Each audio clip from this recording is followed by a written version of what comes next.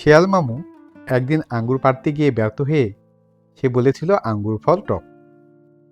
আমরাও অনেকেই এখনও যারা আঙ্গুর চাষ করিনি, আমরা আঙ্গুর চাষ না করেই অনেকে হয়তোবা ভাবছি যে আঙ্গুর ফল টক। তবে না বন্ধু, বর্তমানে বেশ কিছু আঙ্গুরের জাত উদ্ভাবন হয়েছে, যে জাতগুলো বাংলাদেশের আবহাওয়া এবং জলবায়ুতে খুব সুন্দরভাবে চাষাবাদ হচ্ছে এবং খেতে অনেক মিষ্টি। এই জাতগুলোর মধ্যে অন্যতম হচ্ছে অ্যাকোলো, বাইকুনুর, গ্রিন লং, ভ্যালেস, ব্ল্যাক রুবি, গ্রিন লং প্রভৃতি।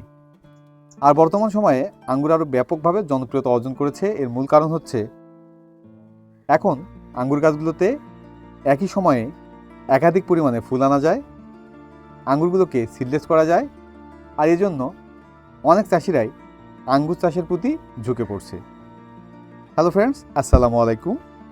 আশা করি সকলে ভালো আছেন। কাছে ও দূরে যে যেখান থেকে আজকের এই ভিডিও দেখছেন, গ্রিন গার্ডেনিং কেয়ারের পক্ষ থেকে আপনাদের সকলকে জানাই আন্তরিক প্রীতি ও শুভেচ্ছা। প্রিয় বন্ধুরা, আজকের এই ভিডিওতে আমি আলোচনা করব আমার এই আঙ্গুর গাছটির বয়স কত, আঙ্গুর গাছটিতে আমি কী সকল যত্ন পরিচর্যা করার ফলে আমার আঙ্গুর গাছটিতে ফুল এসেছে এবং ফুল আসার পর কী কী যত্ন বা পরিচর্যা করলে অধিক পরিমাণে আঙ্গুরের ফলন পাওয়া যায়। তাই বন্ধুরা, ভিডিওটি অনেক গুরুত্বপূর্ণ হতে চলেছে। তাই ভিডিওটি স্ক্রিপ্ট বা কেটে কেটে না দেখে শুরু থেকে শেষ পর্যন্ত দেখার অনুরোধ রইল। আর আপনারা যারা আমার এই চ্যানেলে নতুন, পরবর্তীতে গার্ডেনিং বা ছাদ কৃষি বিষয়ক এইরকম নতুন নতুন ভিডিও পেতে হলে প্লিজ বন্ধুরা চ্যানেলটি সাবস্ক্রাইব করে পাশে থাকা অল নোটিফিকেশন বেলটি অন করে রাখবেন। আর যারা ইতিমধ্যেই আমার এই চ্যানেলের সদস্য হয়েছেন, আপনাদের প্রত্যেককে জানাই অসংখ্য ধন্যবাদ। তো চলুন বন্ধুরা, ভিডিওটি শুরু করা যাক।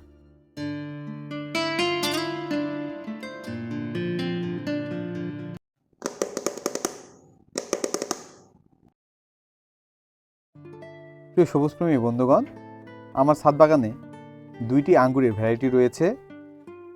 এই ভ্যারাইটিগুলো আমি সংগ্রহ করেছি বাংলাদেশের অত্যন্ত জনপ্রিয় ও বিশ্বস্ত একজন অনলাইন সেলার শেখ ফরিদ ভাইয়ের কাছ থেকে।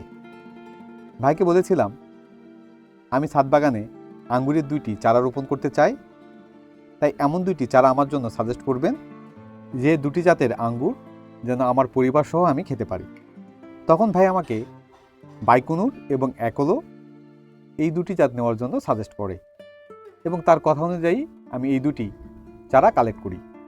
শেখ ফরিদ ভাইয়ের মোবাইল নাম্বার এবং ফেসবুক আইডির লিঙ্ক এই ভিডিওর ডিসক্রিপশন বক্সে দেওয়া থাকবে। আপনারা সেখান থেকে নাম্বার কালেক্ট করে ভাইয়ের সাথে যোগাযোগ করতে পারেন। তো এই দুটি জাত যখন সংগ্রহ করি তখন ছিল গত বছরের জুলাই মাস।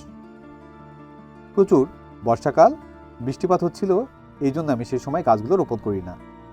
পরবর্তীতে এই দুটি জাতের মধ্যে আমি অ্যাকোলো জাতটি, অর্থাৎ যে গাছটিতে এখন ফুল দেখছেন, এই গাছটি আমি বর্ষাকালের শেষের দিক, আগস্ট মাসের শেষের দিকে আমি রোপণ করি এবং গাছটির দ্রুত বৃদ্ধি ঘটে। আর ডিসেম্বর মাসের দিকে গাছটির টবের মাটি আমি আলগা বা ঝুরঝুরে করে নিয়ে কিছু মিশ্র জৈব সার প্রয়োগ করেছিলাম।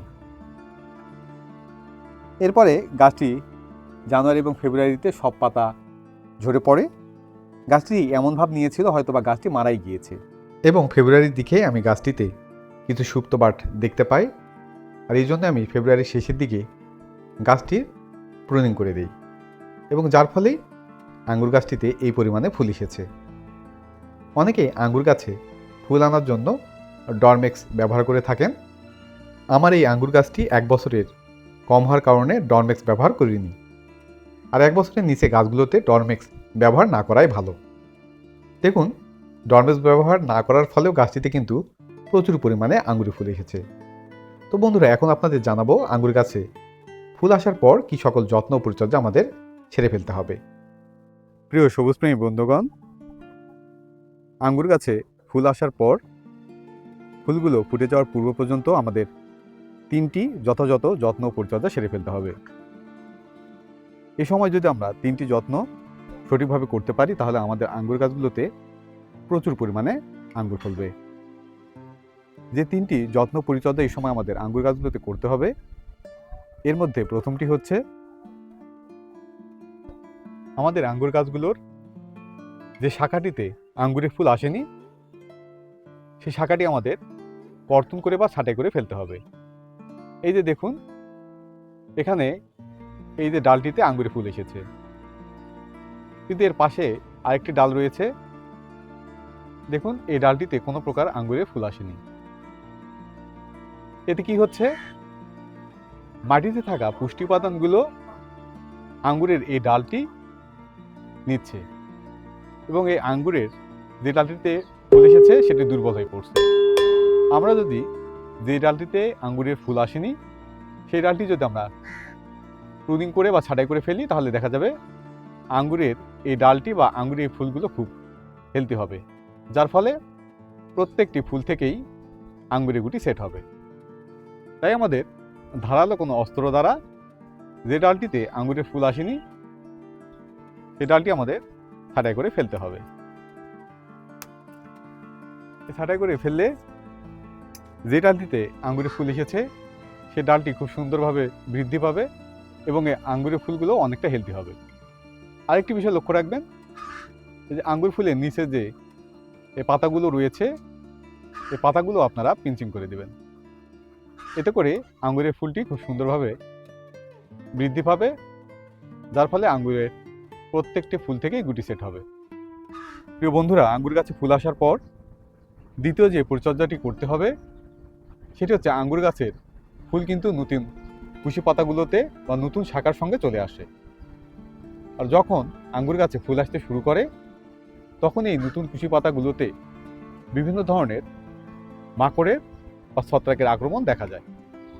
তাই যখনই আঙ্গুর গাছে ফুল চলে আসবে নতুন কুশি পাতার সঙ্গে, তখনই গাছটিতে আমাদের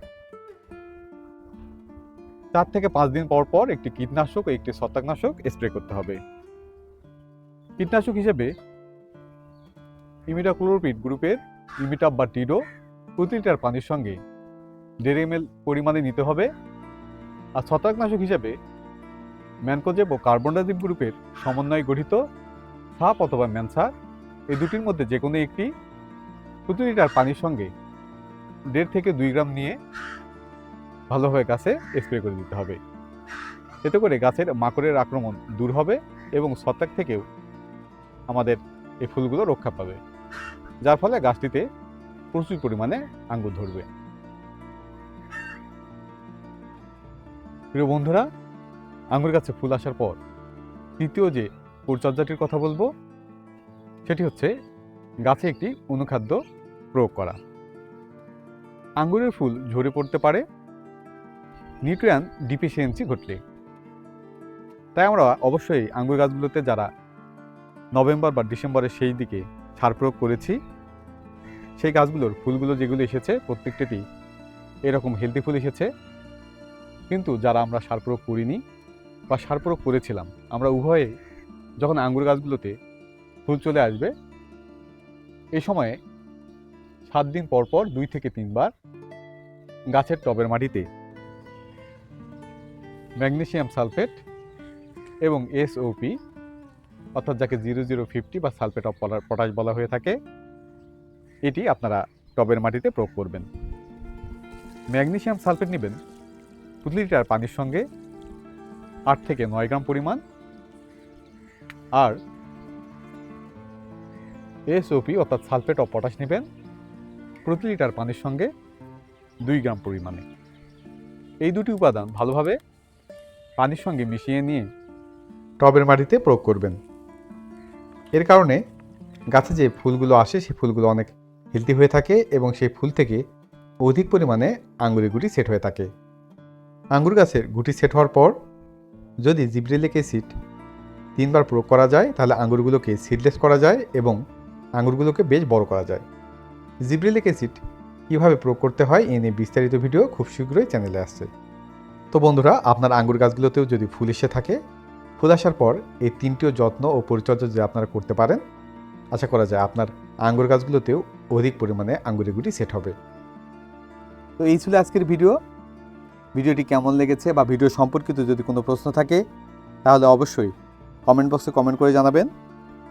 ভিডিওটি যদি ভালো লেগে থাকে তাহলে অবশ্যই লাইক ও বেশি বেশি আপনার সোশ্যাল পেজে শেয়ার করবেন, যাতে করে আপনার ফ্যামিলি মেম্বার্স ও অন্যান্য সবুজপ্রেমী বন্ধুগণ উপকৃত হতে পারেন।